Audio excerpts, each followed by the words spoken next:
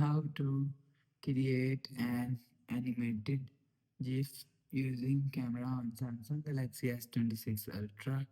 Let's start the video. First of all, go to App Library. Here, click on Camera app. After click on Camera app, click on this four dot icon and click on the settings icon.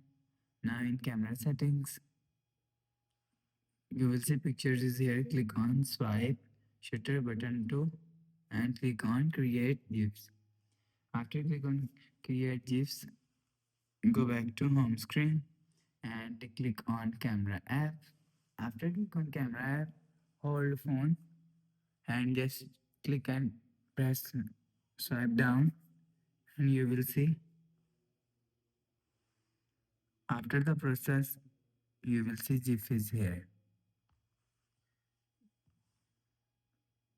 And if you want to edit, click on this edit icon.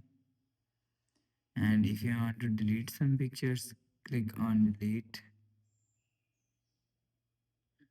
And if you want to cut, so you will cut from here.